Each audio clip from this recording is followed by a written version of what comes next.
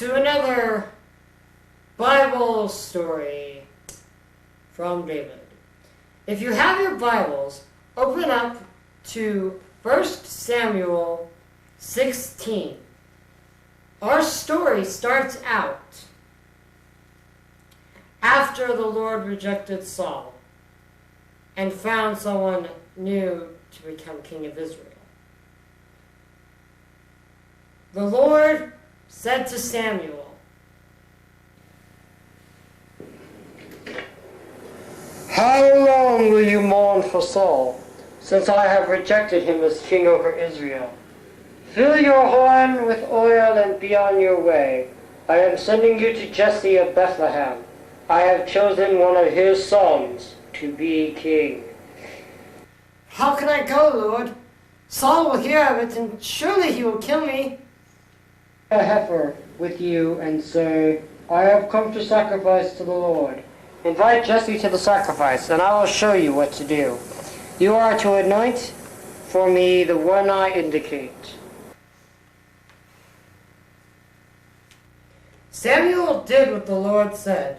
When he arrived at Bethlehem, the elders of the town trembled when they met him. They asked, "Do you come in peace?" "Yes, I come in peace. I've come to sacrifice. Consecrate yourself." When they arrived, Samuel saw Eli and thought, "Surely the Lord's anointed stands here before the Lord." "Do not consider his appearance or his height, for I have rejected him. The Lord does not look at the things man looks at. Man looks at the outward appearance, but the Lord looks at the heart." One by one, Jesse's sons passed before Samuel, and one by one, God rejected them. So Samuel asked Jesse, "Are these all the sons you have?" "There is still the youngest, but he is tending the sheep." "Send for him then. We will not sit down before he arrives." So he sent for him and had him brought in. He was ready with a fine appearance and handsome features. The Lord said, "Rise and anoint him. He is the one."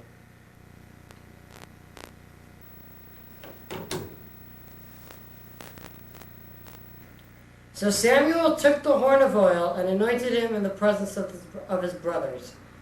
And from that day the Spirit of the Lord came upon David in power. Samuel then went to Ramah. Time went by, and eventually Saul brought David into his court to play the harp for him, to soothe him, because he was being tormented by an evil spirit from the Lord. And so basically now David has been going back and forth between the two of them for a while. And that is the story of today. And that was a call. Now the Philistines, which are the Israelites' arch enemy, have gathered their forces for war. They assembled at a mountain, at a hill, and the Israelites assembled at another hill, with a valley in between them. Now, they drew up their battle lines to meet the Philistines. The Philistines, however, had a champion named Goliath. He was over 9 feet tall. He had a bronze helmet on his head. He wore a coat of scale armor and a bronze weighing 5,000 shekels on his legs. He wore bronze. He had bronze. This guy was big, tough, and fearsome, and you know what? Intimidating. Very intimidating. And shouted to the ranks of Israel, "Why do you come out and line up for battle? Am I not a Philistine? And are you not the servants of Saul? Choose a man and have him come down to me. If he is able to fight and kill me, we will become your subjects. But if I overcome and kill him, you will become all subjects. This day I defy the ranks of Israel.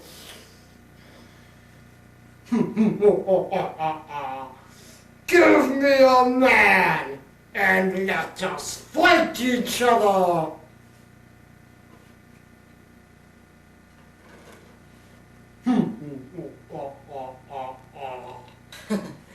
On hearing the Philistines' words, Saul and all the Israelites were dismayed and terrified. Now David's older brothers, 3 of them, were at war right now in the Israelites' camp against the Philistines. So Jesse sent David with some bread and some greetings to bring back how they are doing, just to warm them friendly. Greetings. So Jesse sent David to the camp. For 40 days, this Philistine has been coming out every morning and evening. David reached the camp, and he heard the army out in their battle position shouting their war cry. Israel and the Philistines were drawing up their lines facing each other. David left his things with the keeper of supplies, ran to the battle lines, and greeted his brothers. As he was talking with them, Goliath, the Philistine champion from Gath, stepped out from his lines and shouted his usual defiance, and David heard it. When the Israelites saw the man, they all ran in great fear. Now the Israelites have been saying, have you seen how this man from Gath this giant keeps coming out and defying the ranks of Israel? What is going to be done for the man that kills this man? The king said he will bestow great wealth and his daughter's hand in marriage to whoever kills this Philistine. And also he will take away the taxes from the family. Are you going to try challenging him? No, of course not. Only a fool would try that. Me neither. Tell me again, what is to be done for this man that kills this Philistine and removes the disgrace from Israel? Who is this uncircumcised Philistine that he should defy the ranks of the living God? They repeated to him what they had been saying and told him, this is what is to be done for the man who kills the Philistine. When Eli, David's oldest brother, heard him speaking with the men, he burned with anger at him and asked, of course I believe it was partially selfishness, pride, and jealousy. But anyway, he burned with anger toward him and asked, what are you doing here, David? Did you leave those few sheep just so you could come here and watch the battle? I know how wicked and conceited your heart is. Get away from this place. This is a man's job, not a job for a puny little shepherd boy. Now what have I done? Can't I even speak? David then turned away to someone else and brought up the same matter, and the men answered him as before. What David said was overheard and reported to Saul, and Saul sent for him. David said to Saul, let no one lose heart on account of this Philistine. Your servant will go and fight him. You are a boy. You can't fight this man. He has been a fighting man since his youth. Your servant has been keeping his father's sheep. When a lion or a bear came and carried off a sheep from the flock, I went after it and struck it and rescued the sheep from its mouth. When it turned on me, I seized it by the hair, struck it, and killed it. Your servant has killed both the lion and the bear. This uncircumcised Philistine will be like one of them, because he has defied the armies of the living God. The Lord who delivered me from the paw of the lion and the paw of the bear will deliver me from the hand of this Philistine. Go, and the Lord be with you. Then Saul dressed him in his own tunic. He put a coat of armor on him and bronze helmet on his head. David fastened on his sword over the tunic and tried walking around because he was not used to them. He told Saul he could not use them because he was not used to them. So he took them off. Then he took his staff in his hand, chose 5 smooth stones from the stream, put them in a pouch of a shepherd's bag, and with his sling in his hand, approached the Philistine. Meanwhile, the Philistine, with his shield bearer in front of him, kept coming closer to David. He looked David over and saw that he was only a boy, ruddy and handsome, and he despised him. He said to David, "Am I a dog that you come at me with sticks?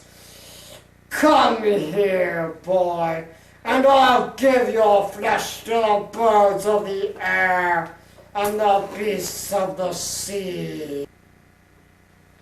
You come against me with sword and spear and javelin, but I come against you in the name of the Lord Almighty, the God of the armies of Israel, whom you have defied.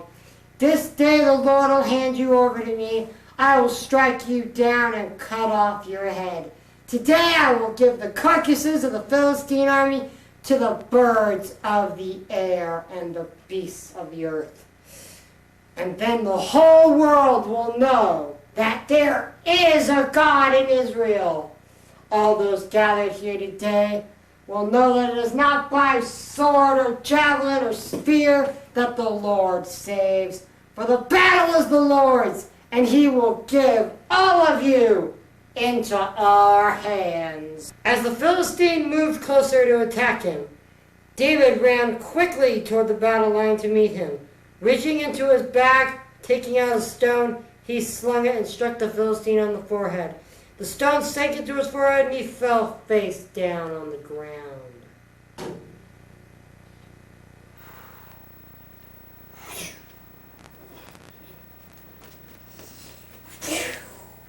Oh.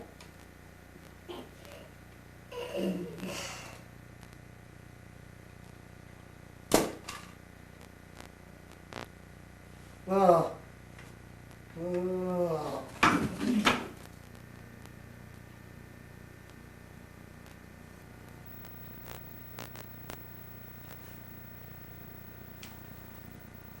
So David triumphed over the Philistine with a sling and a stone. Without a sword in his hand, he struck down the Philistine and killed him. David ran and stood over him. He took hold of the Philistine's sword and drew it from the scabbard. After he killed him, he cut off the head with the sword. When the Philistines saw that their hero was dead, they turned and ran. Then the men of Israel and Judah surged forward with a shout and pursued the Philistines to the entrance of Gath and to the gates of Ekron. Their dead were strewn along the road, whatever. When the Israelites returned from chasing the Philistines, they plundered their camp. David took the Philistine's head and brought it to Jerusalem, and he put the Philistines' weapons in his own tent. As Saul watched David going out to meet the Philistines, he said to the Abner, commander of the army, "Abner, whose son is this young man?" "As surely as you live, O king, I do not know." "Find out whose son this young man is." As soon as David returned from killing the Philistine, Abner took him and brought him before Saul, with David still holding the Philistine's head. "Whose son are you, young man?" "I am the son of your servant Jesse of Bethlehem." Here's our story of David and Goliath. Thank you for joining us on this 11th day of September 1998. I hope you will join us again sometime for another story multiplicity of the Bible. Goodbye now.